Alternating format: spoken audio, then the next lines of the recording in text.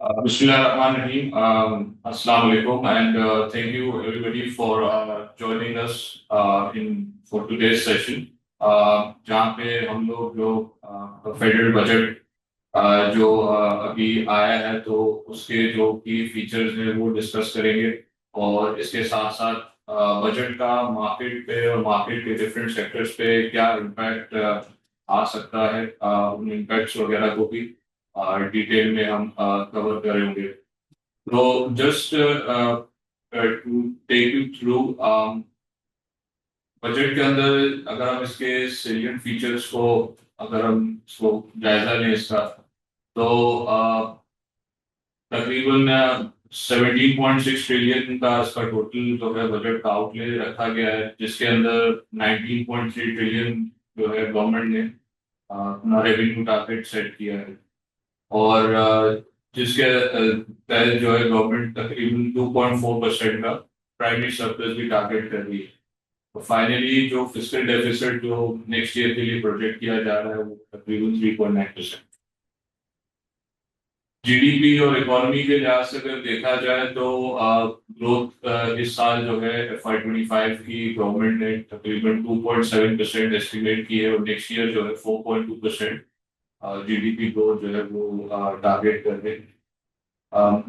इसी के साथ साथ मूविंग ऑन, अगर हम बजट के अपने जो की प्रपोजल्स आए हैं उसके अगर हम नजर डालें तो इस साल जो बजट के अंदर सबसे एक इम्पोर्टेंट मेजर जो गवर्नमेंट ने लिया है जो कि एक नया सेक्शन इंट्रोड्यूस करा है, जिसके अंदर स्पेसिफिकली जो आपके नॉन फाइलर्स हैं उनको टारगेट किया गया है और उनके ऊपर कई डिफरेंट किस्म की रिस्ट्रिक्शंस जो है वो लगाई गई हैं, जिसके अंदर प्रॉपर्टी परचेजिंग का रिस्ट्रिक्शन है, व्हीकल परचेजिंग के रिस्ट्रिक्शंस हैं और इसी के साथ साथ बैंकिंग ट्रांजैक्शंस पे और इवन के आपके जो म्यूचुअल फंड या शेयर्स वगैरह में इन्वेस्टमेंट्स है उनके ऊपर भी जो है गवर्नमेंट ने रिस्ट्रिक्शंस लगाई।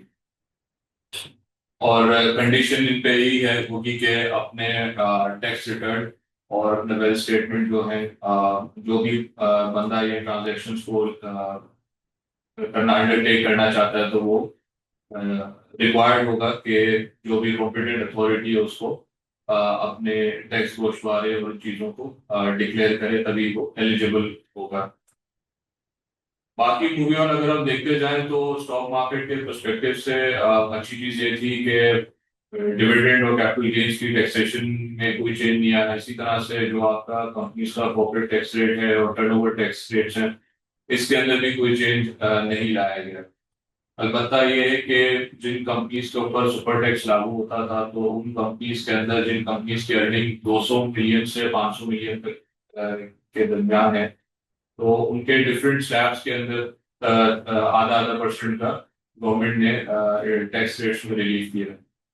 इसी तरह रिलीफ की बात करते हैं तो सैलरी क्लास के लिए भी 3 स्लैब्स के अंदर गवर्नमेंट ने जो है टैक्स रेट्स की रिडक्शन प्रपोज की है, जिसमें आपका पहला स्लैब 6 लाख से 12 लाख है और फिर उसके बाद 12 लाख से 22 लाख और 22 लाख से 32 लाख रुपए तक की जो इंडिविजुअल्स हैं उनके लिए भी टैक्स रेट्स के अंदर कमी लाई की गई। मूविंग ऑन, अगर हम और दूसरे एस्पेक्ट्स और दूसरे मेजर्स की बात करें तो इसके अंदर इस साल जो है गवर्नमेंट ने कार्बन लेवी भी इम्पोज की है पेट्रोलियम प्रोडक्ट्स पे, जो कि अगले साल ₹2.5 पर लीटर और फिस्कल ईयर 27 के अंदर ₹5 पर लीटर के हिसाब से इम्पोज की जाएगी। साथ साथ जो है फर्नेस ऑयल के ऊपर भी पेट्रोलियम लेवी इंट्रोड्यूस करने का ही प्रपोजल है। फर्दर और अगर हम देखते जाएं तो जो प्रॉफिट ऑन डेट है, जो बैंक डिपॉजिट से इनकम आती है इंडिविजुअल्स को, तो उनके लिए जो है टैक्स रेट विदहोल्डिंग टैक्स के अंदर जो है इजाफा किया गया, 15 से 20% उसको कर दिया गया। इसी के साथ साथ जो हाई पेंशन इनकम अर्नर्स हैं, जिन लोगों की 70 साल से कम उम्र है और वो सालाना 1 करोड़ रुपए से ज्यादा की अगर पेंशन रिसीव होती है तो उनके ऊपर फ्लैट 5% टैक्स लगाया जाए। दूसरा, गवर्नमेंट ने एक बड़ा क्रिटिकल एक इनिशिएटिव इस साल लिया है कि जिसके तहत जो आपके डिजिटल कॉमर्स का जो बिजनेस है, ई कॉमर्स का बिजनेस है, उसको उसके गिर्द जो है टैक्स के रेट को वसी करा गया है, जिसके अंदर जो है एक तो ये कि उन सारे ई कॉमर्स ट्रांजेक्शन के ऊपर सेल्स टैक्स इम्पोज किया गया, और इसके साथ साथ जो ट्रांजेक्शन है उसके अंदर डिफरेंट चैनल्स को भी कवर किया गया है। मतलब ये कि जो सिर्फ ऑनलाइन पेमेंट नहीं बल्कि कैश ऑन डिलीवरी और दूसरे किसी मोड के तहत अगर पेमेंट्स की जा रही है, हर तरह की पेमेंट पे। और इसके अंदर जो ई कॉमर्स का जो भी प्लेटफॉर्म होगा, या जो पार्टी पेमेंट प्रोसेस कर रही है, या जो भी कुरियर कंपनी होगी, तो वो लायबल होगी कि वो इन ट्रांजेक्शन के ऊपर विदहोल्डिंग टैक्स डिडक्ट करे और वो एफबीआर में उस टैक्स को जमा करे। दूसरा एक बड़ा इंपॉर्टेंट चीज इसके अंदर जो लाई गई है वो ये है कि जितने भी वेंडर्स हैं जो कि इन प्लेटफॉर्म्स पे अपनी चीजें बेचते हैं, तो उनके लिए लाजमी करार दे दिया गया है कि उनको इनकम टैक्स और सेल्स टैक्स दोनों के लिए रजिस्टर होना पड़ेगा।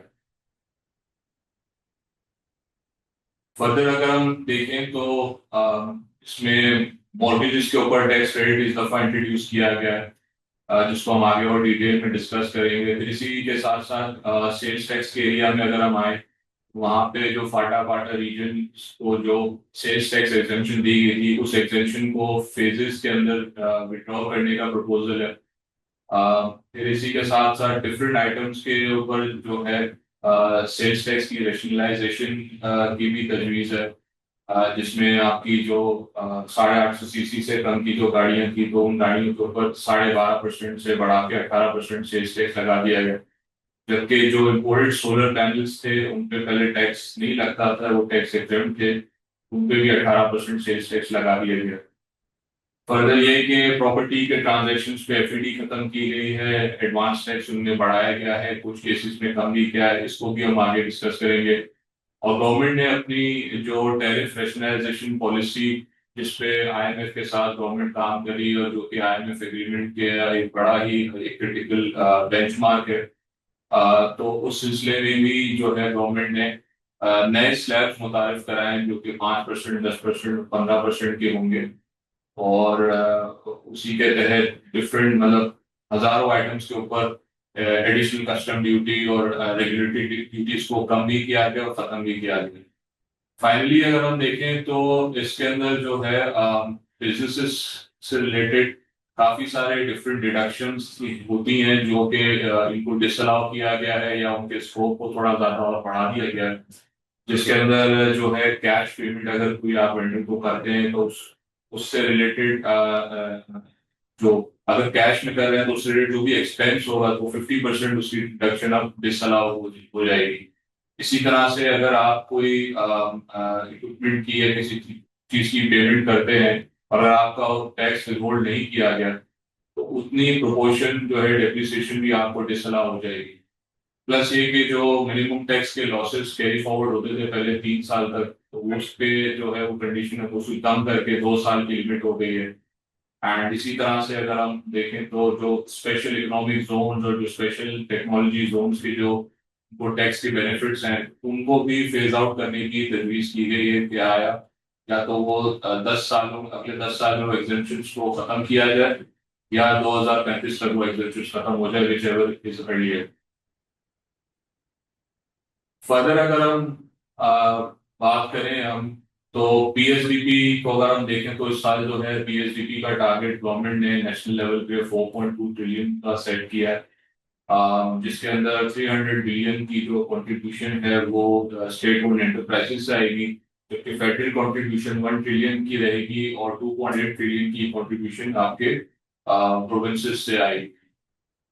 इसमें अगर हम देखें तो डिफरेंट चीज़ों का अगर हम ब्रेकअप देखें, तो पावर सेक्टर के लिए तकरीबन 1 ट्रिलियन की जो है सब्सिडीज रखी गई है, टारगेटेड सब्सिडीज हैं। फिर इसी के साथ साथ जो है आपके वाटर डेवलपमेंट के लिए 133 बिलियन उसके लिए है, नेशनल हाईवे के प्रोजेक्ट्स हैं, रेलवेज के प्रोजेक्ट्स हैं, तो डिफरेंट एरियाज के लिए एलोकेशन रखी गई। अभी करंट ईयर का अगर हम डिस्कशन करें, तो करंट ईयर जो पीएसडीपी की डिसबर्समेंट रही है वो तकरीबन 449 बिलियन रही है, जो कि उसके टारगेट जो रिवाइज टारगेट था उससे तकरीबन 41% की उसकी यूटिलाइजेशन हो सकी। आगे भी अगर हम देखें तो we are not that optimistic के गवर्नमेंट जो है पूरा पीएसडीपी जो है वो यूटिलाइज करेगी नेक्स्ट ईयर। और इसमें एक चीज मैं और भी ऐड करता जाऊं कि गवर्नमेंट का आईएमएफ के साथ जो जो जो मायदा हुआ है, स्टाफ एग्रीमेंट हुआ है, उसमें ये बात बिल्कुल कैटेगोरिकली एग्री की गई है कि अगर एफबीआर अपने रेवेन्यू टारगेट्स में शॉर्टफॉल एक्सपीरियंस करता है तो जो भी शॉर्टफॉल होगा उसको डेवलपमेंट एक्सपेंडिचर को कट करके मीट किया जाएगा। फर्दर अगर हम आगे जाएं तो ये सब्सिडीज का थोड़ा सा एक तरह से ब्रेकअप है।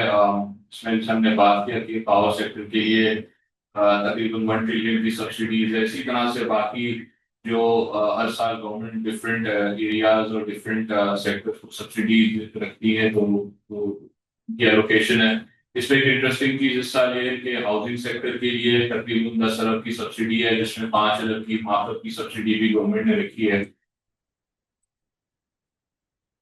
एक और एस्पेक्ट बड़ा इम्पोर्टेंट बजट के अंदर जो चीजें आती हैं उसमें ये होता है कि गवर्नमेंट नेक्स्ट ईयर जो पब्लिक सेक्टर एंटिटीज हैं, लिस्टेड कंपनीज, उनके क्या डिविडेंड्स एंटिसिपेट कर रही है। और उसका अगर हम एक जायजा लें तो नेक्स्ट ईयर के लिए पीपीएल से तकरीबन 23 रुपए, हमारी पेट्रोलियम हमारी एनर्जी से 15 रुपए, पीएसओ 12.5 रुपए, इसी तरह एसएनजीटी ओजीडीसी से भी, और फॉली फर्टिलाइजर से आप देखिए 31 रुपए, पीएनएससी से 40 रुपए। ये डिफरेंट कंपनी से जो है गवर्नमेंट एक्सपेक्ट कर रही है डिविडेंड। ऑल्दो एक्चुअल अनाउंसमेंट जो है वो डिफरेंट हो सकती हैं, बट गवर्नमेंट की जो प्रोजेक्शन जो बजट में जो पेश की गई है तो ये आपके सामने है। बजट के बारे में जो हमारा अंदाजा है कि वी बिलीव, और ये देखा भी गया कि बजट के बाद दो काफी अच्छे सेशंस विटनेस किए गए जिसमें मार्केट ने काफी अच्छा परफॉर्म किया। तो ओवरऑल एक्सपेक्टेशन हमारी भी यही थी कि बजट जो है वो it's likely to be well received by the market. और इसमें जैसे डिविडेंड्स और कैपिटल गेन्स वगैरह की टैक्सेशन में कोई चेंजेस नहीं किए गए जो कि एक्सपेक्टेड थे। सुपर टैक्स में भी थोड़ी रिडक्शन दी गई, तो वो भी एक अच्छी चीज थी। बाकी ये कि जो गवर्नमेंट का फोकस था ऑन टारगेटिंग नॉन फाइलर्स को, वो भी एक बड़ा अच्छा मेजर था जो कि मार्केट ने काफी उसको अच्छे से रिसीव किया है। थोड़ा सा जो प्रेशर हमें लगता था आ सकता था वो जो ड्यूटीज वगैरह हटाई गई हैं, जो प्रोटेक्टिव ड्यूटीज थी डिफरेंट सेक्टर्स के लिए, उस पर थोड़ा सा चीजों नेगेटिव इम्पैक्ट आ सकता था मार्केट में। बाकी जो कंस्ट्रक्शन सेक्टर है, रियल एस्टेट सेक्टर है, और उससे जो अलाइड इंडस्ट्रीज है जिसमें कंस्ट्रक्शन मटेरियल में सीमेंट हो गए, स्टील, टाइल्स, तो इन कंपनीज के अगर हम देखें तो इन्होंने काफी अच्छे इनके शेयर्स में परफॉर्म किया है पोस्ट बजट। तो आई थिंक हमारी एक्सपेक्टेशन के मुताबिक ही मार्केट की परफॉर्मेंस रही है। फर्दर हम अगर आगे बढ़े तो थोड़ा सा मैं एक आपको ओवरव्यू दे दूं नेक्स्ट ईयर का जो हम मैक्रो इकोनॉमिक आउटलुक देख रहे हैं। हमारे हिसाब से जो जीडीपी ग्रोथ नेक्स्ट ईयर तकरीबन 4% से भी कम रहेगी, तकरीबन 3.8% की हमारी फोरकास्ट है। इसी तरह से हमें लगता है कि डिमांड प्रेशर्स इकोनॉमी में बरकरार रहेंगे। और इसका एक बहुत बड़ा रीजन ये है कि जो आपकी ओवरऑल टैक्सेशन का सिस्टम है, तो उसके तहत काफी ज्यादा टैक्सेस आपके अभी भी लगे हुए हैं। और स्पेशली उन सेक्टर्स के ऊपर और उन सेगमेंट्स पे जो कि आपकी सबसे बड़े कंज्यूमर्स हैं, जिसमें आपकी सैलरी क्लास हो गई, मिडिल क्लास हो गई। अम, इसी के साथ साथ अगर हम देखें तो डिसइंफ्लेशन का एक रीजन ये भी है कि ओवरऑल कमोडिटी प्राइसेस जो है हमें लगता है कि ऑन द लोअर साइड रहेगी इस साल। और आप यूपी में भी हम स्टेबिलिटी देखते हैं फॉर द फैक्ट के जो आपके फॉरेन रिजर्व्स हैं उसमें इंक्रीज एक्सपेक्टेड है, अच्छा एक इंक्रीज एक्सपेक्टेड है। इसी तरह से आपकी करंट अकाउंट की पोजीशन भी नेक्स्ट ईयर जो है अच्छी रहेगी। तकरीबन 2.3 मिलियन का डेफिसिट हम एक्सपेक्ट कर रहे हैं, विच इज वेरी गुड। तो ओवरऑल एक्सटर्नल साइड से भी अभी कुछ प्रेशर ऐसा लगता नहीं है। और इसी तरह से अगर हम यूटिलिटी सेक्टर की भी बात करें तो पावर टैरिफ्स नीचे आ रहे हैं, प्लस इसी तरह से जो आपकी गैस की प्राइसेस है उनमें भी इतना प्रेशर नहीं है, क्योंकि आरएलएनजी की प्राइसेस जो है वो मोर और लेस सिमिलर लेवल पे रहने का ही एक्सपेक्टेड है नेक्स्ट ईयर। बिकॉज ये प्राइसेस जो हैं ये ब्रेंट वगैरह से लिंक होती हैं, तो ब्रेंट क्योंकि ब्रेंट का आउटलुक इतना बुलिश नहीं है, तो हमें लगता है कि गैस की प्राइसेस भी जो है मुल्क के अंदर उसमें कुछ बहुत ज्यादा इजाफा एक्सपेक्टेड नहीं है नेक्स्ट ईयर। तो इन सब चीजों को फैक्टर इन करते हुए और ये और प्लस ये भी हमें लगता है कि फूड इन्फ्लेशन की भी अगर हम बात करें तो रिसेंट मंथ्स में परफॉर्मेंस जो है काफी खुशहाल रही है और सप्लाईज वगैरह अच्छी रही है, जिसकी वजह से फूड इन्फ्लेशन वैसे ही में नीचे आ रही है और आगे भी हमें सिमिलर लेवल पे लगती है। तो इन्फ्लेशन की प्रोजेक्शन नेक्स्ट ईयर की हमारी जो है तकरीबन 3.5% है। इसी तरह अब मूविंग ऑन, जैसे मैंने शुरू में इस चीज पे डिस्कस किया था कि जो गवर्नमेंट है इस बजट के अंदर and as per its agreement with the IMF staff है, वो चीजें गवर्नमेंट ने एग्री की है, कमिट की है। उसके मुताबिक अगर हम देखें तो इस साल जो अभी बजट में नेशनल टैरिफ पॉलिसी जो है फॉर्मली अनाउंस कर दी गई है, और जिसके तहत जो है आपकी जो एग्जिस्टिंग ड्यूटी स्लैब्स थे उनको खत्म करके 4 नए स्लैब्स इंट्रोड्यूस कराए गए। और ओवरऑल इस पॉलिसी का मकसद ये होगा कि जो आपका एवरेज टैरिफ है उसको कम करके बाय फिस्कल ईयर 30 जो है उसको 7.4% तक उसको लेके आया जा सके, जो कि करंटली तकरीबन 11% है। इसका थोड़ा सा नेगेटिव फॉल आउट हमें लगता है बिकॉज आपकी काफी सारी लोकल इंडस्ट्री है जो कि प्रोटेक्टिव टैरिफ्स पे रिलाय करती है।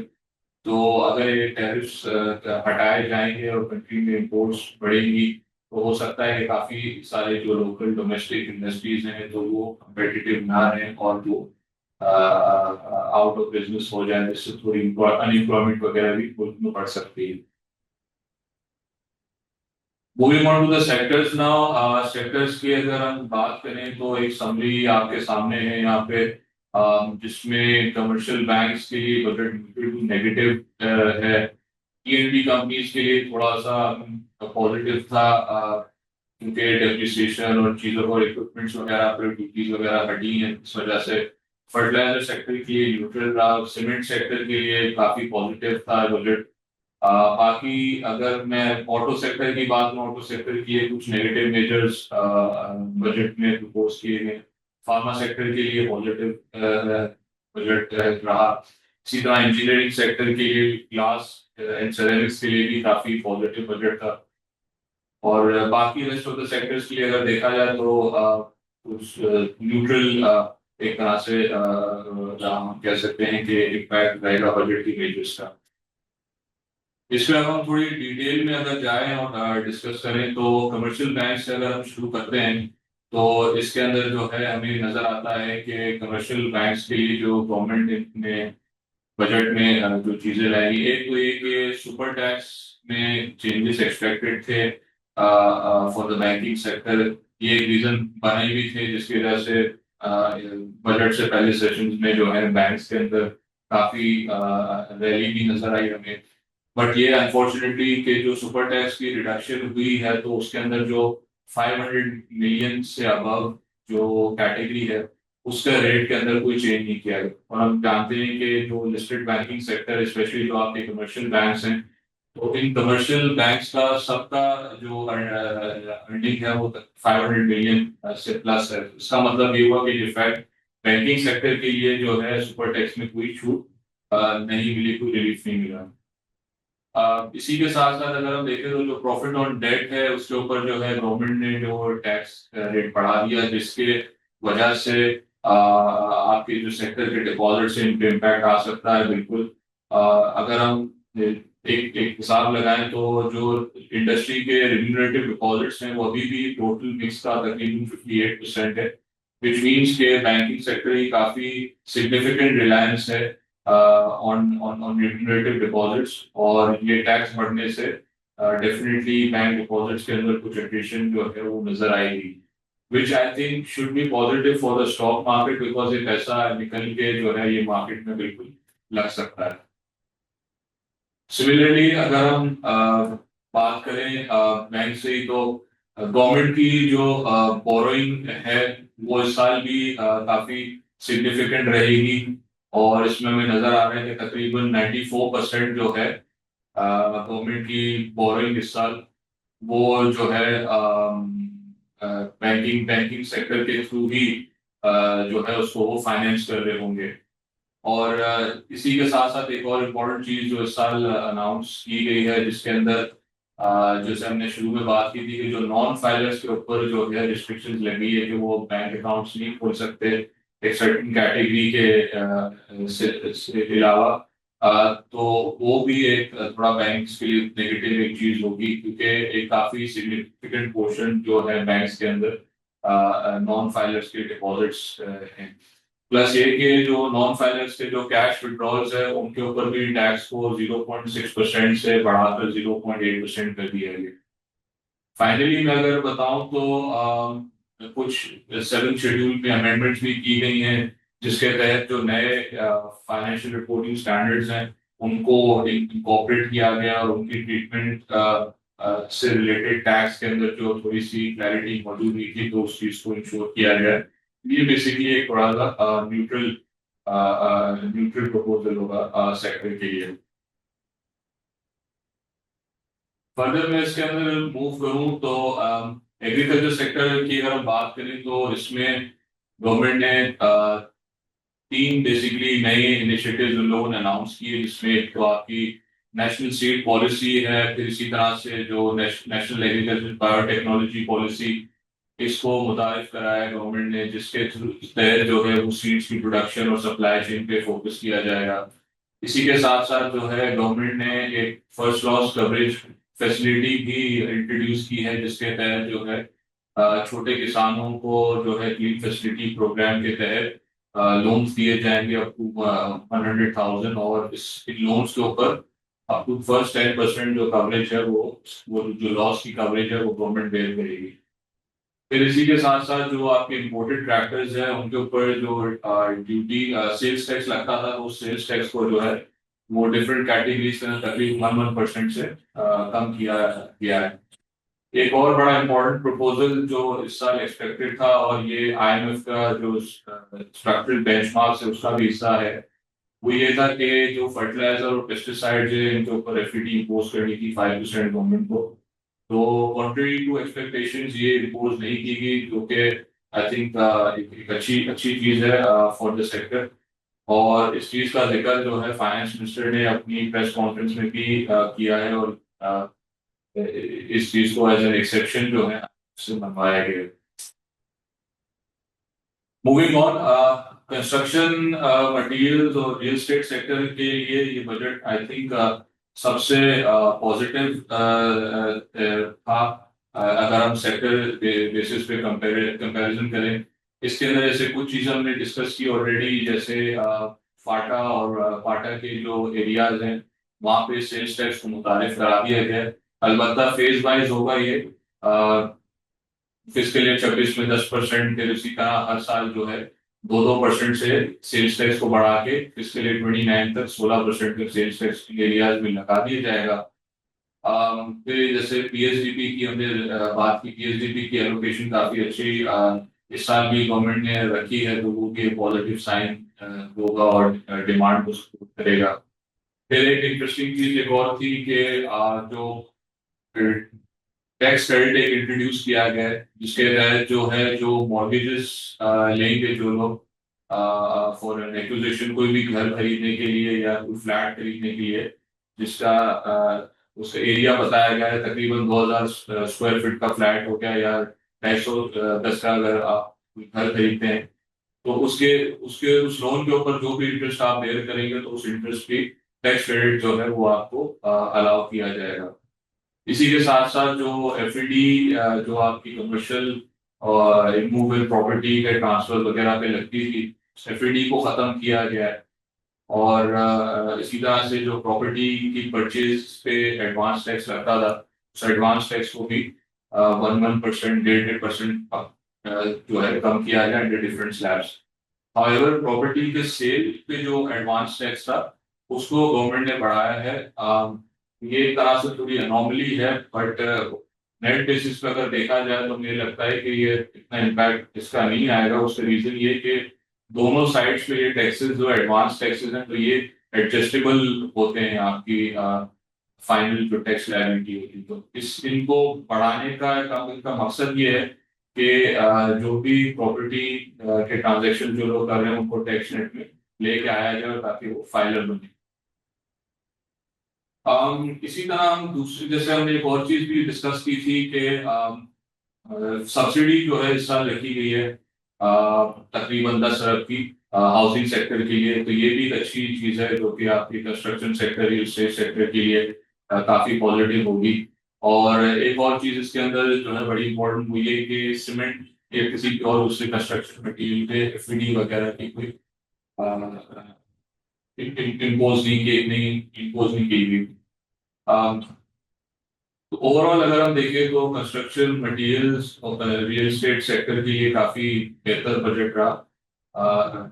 इसी तरह से मूविंग ऑन, पावर सेक्टर की अगर हम बात करें तो इसके अंदर डिफरेंट मेजर्स थे जो कि मार्केट के पर्सपेक्टिव से इम्पोर्टेंट शायद नहीं है, एक्सेप्ट फॉर अ फ्यू, जिसके अंदर जो है एक तो ये कि जो आपके सोलर पैनल्स वगैरह है उसके ऊपर 18% सेल्स टैक्स लगाया गया।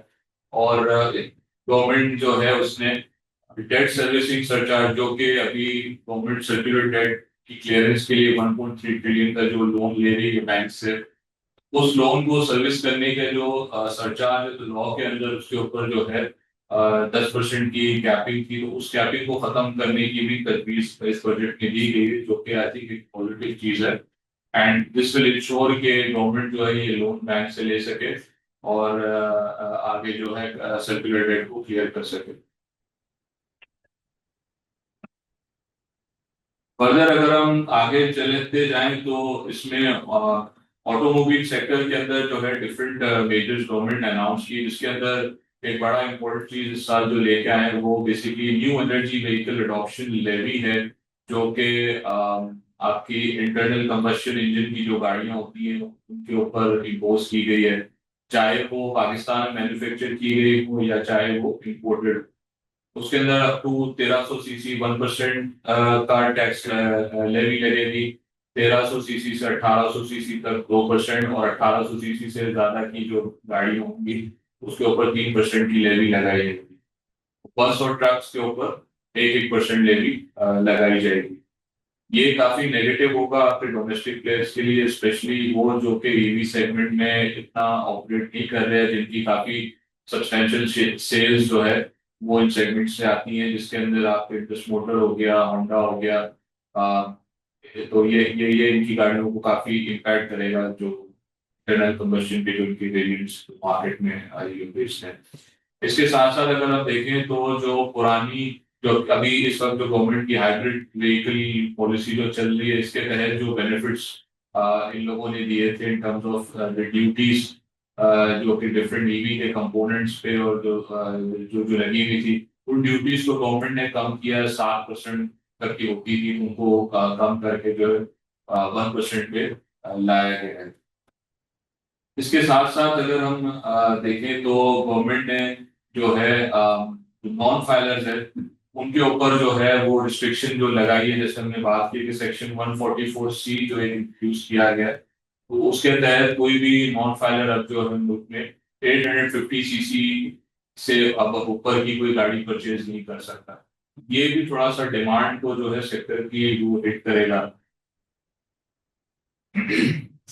फर्दर अगर हम आगे चलें तो टेक्सटाइल सेक्टर की अगर हम बात करें तो इसमें एक इम्पोर्टेंट जो मेजर अनाउंस किया गया वो बेसिकली ये है कि जो आपकी टेक्सटाइल की जो जो इनपुट्स थे इसके अंदर जो है एक्सपेक्ट कर रहे थे कि जो इम्पोर्टेड कॉटन हुए या इम्पोर्टेड यार्न है, तो गवर्नमेंट जो है उसके ऊपर 18% सेल्स टैक्स लगाए ताकि लोकल और इम्पोर्टेड जो रॉ मटेरियल है उसकी प्राइसिंग में कोई डिफरेंस ना रहे। तो अलबत्ता कॉटन पे तो गवर्नमेंट ने सेल्स टैक्स नहीं लगाया है, बट ये कि जो इम्पोर्टेड यार्न है उसके ऊपर सेल्स टैक्स लगा दिया गया 18%, जो कि काफी पॉजिटिव है सेक्टर के लिए। दूसरा ये कि टेक्सटाइल मशीनरी वगैरह के ऊपर भी जो इम्पोर्ट के टैक्सेस थे, जो ड्यूटीज वगैरह थी, तो उनको भी जो है वो खत्म कर दिया गया है इस बजट के अंदर।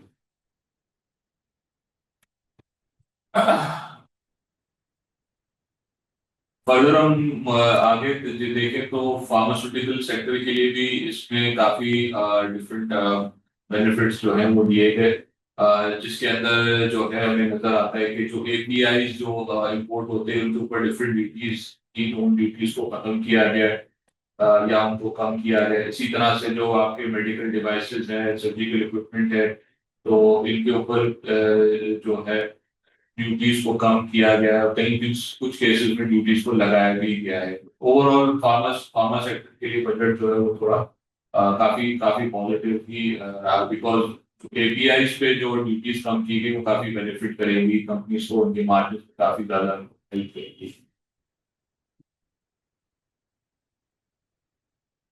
इसके अलावा कुछ सेक्टर्स की और अगर मैं बात करता जाऊं, तो इसमें काफी सारे डिफरेंट इसमें मिसलेनियस डिफरेंट सेक्टर स्पेसिफिक छोटे मोटे जो है ये प्रपोजल जो है गवर्नमेंट ने बिल्कुल प्रपोज किए। इसमें एक चीज आईटी से रिलेटेड थोड़ा सा मैं डिस्कस करना चाहूंगा कि जैसे आईटी सेक्टर को लेके जो है एक तो ये कि जैसे जो डिजिटल और ई कॉमर्स बिजनेसेस है उनका टैक्स में उनको जो है उनकी शमूलियत उनकी की गई है, उनके टैक्सेशन के स्कोप को बढ़ाया गया है। तो इसी के साथ साथ जो डिजिटल प्रेजेंस लेवी है कि ईआई भी है उन कंपनीज के लिए, उन बिजनेसेस के लिए कि जो कि ऑनलाइन सर्विसेज प्रोवाइड करते हैं उनके ऊपर फ्लैट 5% का जो है टैक्स लगाया गया है। प्लस ये कि अगर हम और फर्दर बात करें तो फूड सेक्टर के अंदर जो है वो सेल्स टैक्स, जो बंस एंड रस्क के ऊपर जो सेल्स टैक्स था उसको खत्म किया गया है। फिर इसी के साथ साथ वर्मिसली पे जो सेल्स टैक्स था उसको भी खत्म किया गया है। And similarly cargo tracking system जो है वो भी गवर्नमेंट ने मुतारिफ करा है ताकि जो स्मगलिंग वगैरह है उसका क्रैकडाउन उसके ऊपर किया जा सके। और अगर हम फर्दर इसमें देखें सेक्टर बेसिस पे, तो एक इम्पोर्टेंट चीज ये भी थी इस साल के टोबैको सेक्टर पे या कोई नई एफईडी नहीं लगाई गई। फूड के ऊपर भी जो है आपकी जो प्रोसेस फूड्स थे उस पर एक्सपेक्ट कर रहे थे कि जो है फर्दर एफईडी जो है इम्पोज की जाएंगी, वो भी इस साल जो है गवर्नमेंट ने नहीं लगाई। तो सेक्टर के वाइज अगर देखें तो बजट मोर और less was also again very positive on a market basis पे। तो खातिर ख्वाह बेनिफिट्स है वो खातिर ख्वाह जो है किसी सेक्टर के ऊपर टैक्सेस वगैरह बढ़ाए नहीं गए, एक्सेप्ट कि अगर हम देखें इन नटशेल तो टेक्सटाइल सेक्टर जो है वो सॉरी आपके जो कंस्ट्रक्शन सेक्टर और जो रियल एस्टेट सेक्टर है उसको काफी बेनिफिट हुआ होगा बजट के मेजर से। बाकी मोर और लेस अगर आप देखें तो हर सेक्टर के लिए बजट वाज मोर और लेस वेरी न्यूट्रल। इसमें थोड़ा सा मैं ओएमसीज का ऐड कर दूं, ऑयल मार्केटिंग कंपनीज का, कि जो कार्बन लेवी लगेगी तो वो थोड़ा सा कंजम्पशन को इम्पैक्ट कर सकती है फॉर दिस कंपनीज। इसी के साथ साथ जो फर्नेस ऑयल के ऊपर भी कार्बन लेवी या जो उसके ऊपर भी पेट्रोलियम लेवी जो लगाने की प्रपोजल है, ये थोड़ा सा जो है कंपनीज के लिए, जो कंपनीज फर्नेस ऑयल पे रिलायंट करती है for meeting their internal generation needs, captive generation के लिए, उनके लिए थोड़ा सा उनके मार्जिन पे जो है इस चीज का रेट बिल्कुल आ सकती है। um, तो दैट्स अबाउट इट। अभी now we will move on to कुछ क्वेश्चंस आए हुए हैं हमारे चैट बॉक्स में, वो हम देख लेते हैं।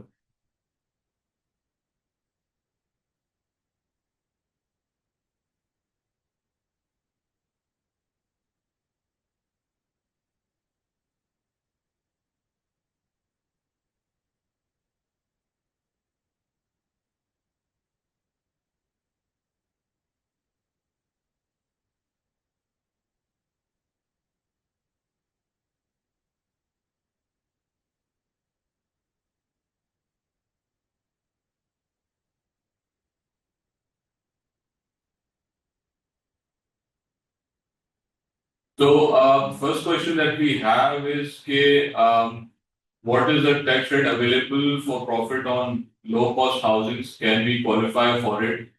तो देखिए इस सिलसिले में मैं आपको ये बता सकता हूँ कि जो लो कॉस्ट हाउसिंग का जो टैक्स क्रेडिट है उसके लिए कोई भी क्वालिफाई कर सकता है, और ये बेसिकली जो है टैक्स क्रेडिट इंडिविजुअल्स को ही ये दिया जाएगा। और इस टैक्स क्रेडिट का मकसद ये है कि जो आपके लो कॉस्ट हाउसिंग है उसको प्रमोट किया जाए, ताकि जो है मुल्क में सेक्टर को फरोग मिले। इसकी कंप्यूटेशन की जहाँ तक बात है तो इसकी कंप्यूटेशन जो है वो आपकी एवरेज रेट ऑफ टैक्स पे होगी based on what ever your taxable income is. Law में जो है इसका पूरा मैकेनिज्म जो है वो प्रोवाइड किया गया है।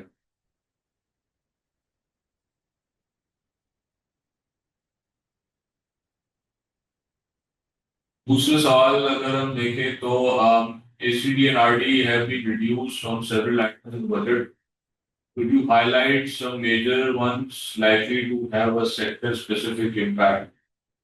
जी बिल्कुल, इसके अंदर जो है जैसे मैंने बात की कि डिफरेंट रॉ मटेरियल आइटम्स हैं जिनके ऊपर जो है ड्यूटीज वगैरह लगी हुई थी तो वो हटाई गई हैं। एक जैसे इसके अंदर एक सेगमेंट जो था वो आपका जैसे आपके पावर रिलेटेड इक्विपमेंट है उसके ऊपर ड्यूटीज को खत्म किया गया है, जिसमें ट्रांसफॉर्मर्स डिस्ट्रीब्यूटर्स वगैरह है उनके उनके ड्यूटीज को खत्म किया गया है। तो वो जो है आपकी केबल और इलेक्ट्रिकल सेक्टर को जो है वो इम्पैक्ट कर सकती है। इसी तरह जो डिफरेंट ऑटो पार्ट्स हैं उनके ऊपर ड्यूटीज को खत्म किया गया, तो वो आपके ऑटो ऑटो सेक्टर को जो है ऑटो पार्ट मैन्युफैक्चरर्स जो लोकली जो यहाँ पे मैन्युफैक्चर करते हैं उन सेक्टर्स को जो है वो इफेक्ट कर सकता है। तो इस तरह काफी सारे डिफरेंट आइटम्स हैं, मतलब thousands of different PCT codes हैं जिनपे से ड्यूटीज को खत्म किया गया जो कि डिफरेंट डिफरेंट सेक्टर्स को इम्पैक्ट करेगी बिल्कुल। Next question is, what percentage of contribution do you see from industrial segment to achieve 4.2 GDP target? ये जो है बेसिकली ये गवर्नमेंट का टारगेट है, राइट? तो इसके अंदर अगर हम देखते जाएं तो गवर्नमेंट ने इसके अंदर जो है अज्यूम किया हुआ है कि तकरीबन 4.3% की जो ग्रोथ है वो आपके इंडस्ट्रियल सेक्टर से आएगी। तो that's your answer. Moving on,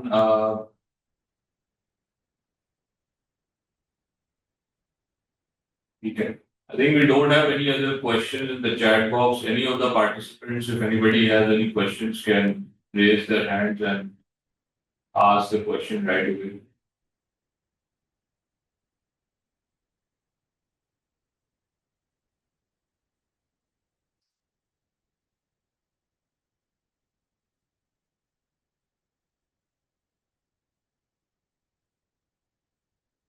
Chaliye, since I don't see any raised hands, I believe we can move towards the conclusion of today's session. This session will actually be also available on the TSL social media pages. TKSK recorded version available over, so if anybody wants to have a look at it, can go and see this later on. Um, Yes. चलिए एक सवाल आ गया, increasing CGD will demotivate investors, especially when brokerage industry contributing on high scale. देखिए CGD में कोई increase नहीं किया गया। इस पे अगर let me be very clear on this, ठीक है, which I think is a very positive thing. जो चेंज थोड़ा बहुत आया है वो आपकी जो डेट सिक्योरिटीज के ऊपर जो कैपिटल गेन है उसके ऊपर चेंज लाया गया है, जो कि I think in over the long run will encourage people to invest more in equities rather than with the fixed income side, ठीक है। प्लस ये जो म्यूचुअल फंड्स की भी इससे रिलेटेड की जो डिविडेंड्स वगैरह रिसीव होते हैं उसमें भी जो डेट सिक्योरिटीज का जो डिविडेंड का पोर्शन है उसके ऊपर तकरीबन 25% जो है टैक्स लगने की लगेगा, जबकि एक्विटी के ऊपर जो है 15% का ही रेट जो है वो बरकरार रखा है। एक्विटीज के से रिलेटेड CGD में कोई चेंजेस लॉ में नहीं लाए गए।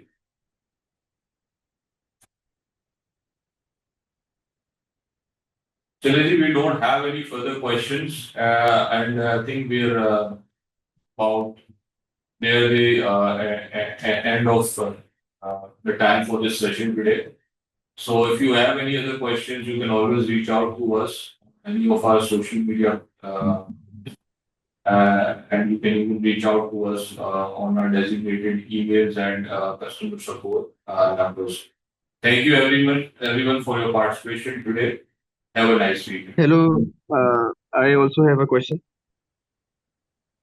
if you can answer. जी कहिए जी. Can you जी introduce ये yourself? Can you introduce yourself?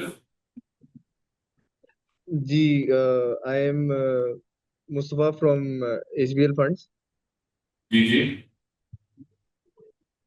जी ये ऑटोज पे आपको क्या लगता है, क्या इम्पैक्ट होगा इस पूरे बजट का? देखिए ऑटो सेक्टर की तो जैसे हमने ये बात डिस्कस भी की कि ओवरऑल अगर देखा जाए तो डिमांड साइड पे थोड़ा सा इम्पैक्ट आ सकता है, थोड़ा आपकी ऑटो प्राइसेस जो है उनमें इंक्रीज आ सकता है. एक तो ये कि जो लेवी लगाई गई है for adoption of new vehicles, जिसका मैंने जिक्र किया कि आपकी इंटरनल कंबस्शन कार जो है वो उसके ऊपर लगाई जाएगी. ठीक है. उसका मैं अगर आपको बताऊं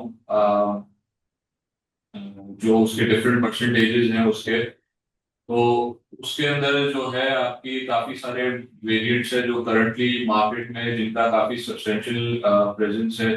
आप देख सकते हैं कि 1300 से लेके 1800 सीसी तक की जो गाड़ियां हैं उनके अंदर 2 से 3% जो है उनकी जो इनवॉइस प्राइस है उतना हाई जो है वो गाड़ियों प्राइसेस में जो है वो आ सकता है, तो थोड़ा सा उनकी कंजम्पशन हो सकती है. इसी के साथ साथ जो है जो नॉन फाइनेंस पे भी रिस्ट्रिक्शन लगा दी गई है कि वो अब जो है 850 सीसी से ज्यादा की बड़ी गाड़ी जो है वो आप खरीद नहीं सकते. वो भी जो है थोड़ा सा डिमांड को जो है इनकी इम्पैक्ट करेगा. प्लस एक और चीज भी है जो हमने शुरू में डिस्कस की थी, वो ये कि जिन गाड़ियों के ऊपर पहले सेल्स टैक्स में किसी किस्म की अगर रियायत थी, जैसे आपकी 800 सीसी तक की गाड़ियों पे 12.5% सेल्स टैक्स लगा करता था, तो उन उस रियायत को भी खत्म करके और जो है वहां पे सेल्स टैक्स का जो रेट है उसको यूनिफॉर्म 18% कर दिया गया. इसमें एक चीज पे क्लैरिटी अभी इस वक्त ये नहीं है कि क्या ये हाइब्रिड गाड़ियों पे भी लगेगा या नहीं लगेगा. तो इस सिलसिले में जो है हमने इंडस्ट्री में भी मालूमात हासिल करने की कोशिश की थी और वहां पे भी जो है इस चीज पे क्लैरिटी नहीं है कि ये जो सेल्स टैक्स है क्या ये हाइब्रिड या इलेक्ट्रिक गाड़ियों की भी लगेगा. बट हमारी अंडरस्टैंडिंग ये है कि सिंस गवर्नमेंट जो है इन सेगमेंट्स को प्रमोट करना चाहिए, तो मोस्ट लाइकली इन इन गाड़ियों के ऊपर जो है सेल्स टैक्स का जो पुराना रेट्स है जो कि तकरीबन 7.5 और 12% तक के जो रेट्स हैं वो ये रेट्स जो है वो इन प्लेस रहेंगे. I hope that answers your question. जी बहुत शुक्रिया, लेकिन मेरा एक और भी सवाल ये है कि ऑटोज पे जिस तरह सेल्स टैक्स है वो 18% भी है और 25% भी है. तो ये जो आप कह रहे थे कि सेल्स टैक्स इंक्रीज होगा 12.5 से, ये 18% होगा या आपके ख्याल में 25% होगा? अगर इसका भी ये जवाब दे दें, ये बहुत शुक्रिया. 18% हो जाएगा. Okay okay, thank you. जी. Anybody else? Who wants to ask any questions? Chalaji, we'll conclude the session now. Thank you very much, everybody, for your presence today. Allah Hafiz.